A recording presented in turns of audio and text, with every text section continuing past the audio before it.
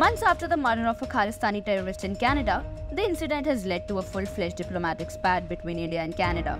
And it's a tale of political tension, conspiracy theories, and heated verbal exchanges between the world leaders on the biggest international stage. Canadian Prime Minister Justin Trudeau has now accused India and its intelligence agencies of eliminating a pro-Khalistani extremist in Canada in June this year. New Delhi called Canada's allegation absurd and motivated. Trudeau's comments, though, have been mocked on social media, with users saying that this exposes the Canadian PM's helplessness and the accusations only give fodder to the Modi government in India and its strongman image. The Twitterverse was buzzing with reactions, with some calling his accusation baseless and others questioning his stance. Khalistan Tiger Force Chief Hardeep Nijjar was fatally shot in Surrey, British Columbia, while reports from India suggested inter-gang rivalry.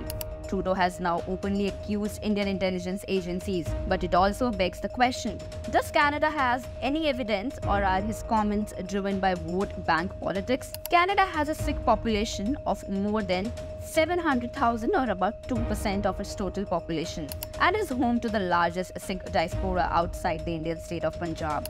This surprising claim sent shockwaves through the diplomatic world, especially given the already shaky relations between the two nations. Canada has also ordered the expulsion of a senior Indian diplomat, Pawan Kumar Rai, who was heading India's foreign intelligence agency, RAW, in Canada. The expulsion comes as relations between Canada and India are on knife's edge.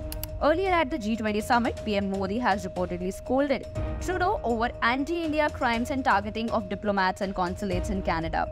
India accuses Ottawa of being soft on the rise of the Sikh extremism in Canada, which is interfering with India's diplomatic affairs.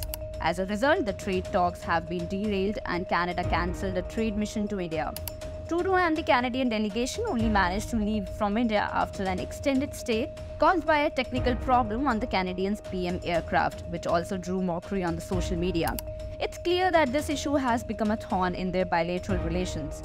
Hardeep Nijjar had been wanted in India in connection with the murder of a Hindu priest. In fact, he had been declared an absconder and was carrying a cash reward of ₹10 lakh.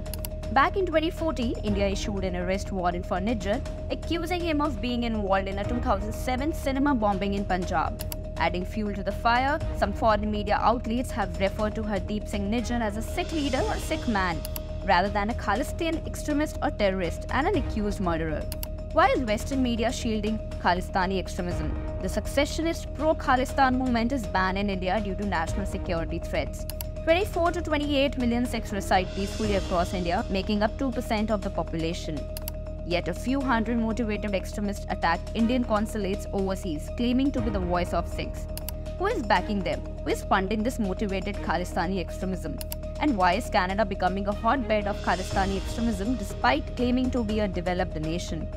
Nijjar's death, however, isn't an isolated incident. He was the third prominent Sikh figure who died unexpectedly in recent months. In the UK, Avtar Singh Khanda, who was said to be the head of the Khalistani Liberation Force, died in Birmingham in June.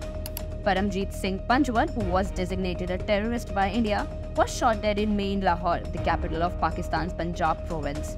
These deaths raise questions about the divisions within the Khalistan movement and differing narratives on it.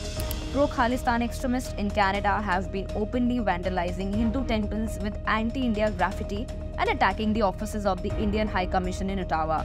Why didn't Trudeau raise his voice against such an open anti-India violence back then?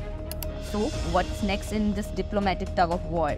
Will Trudeau's accusations stand, or will they fade away?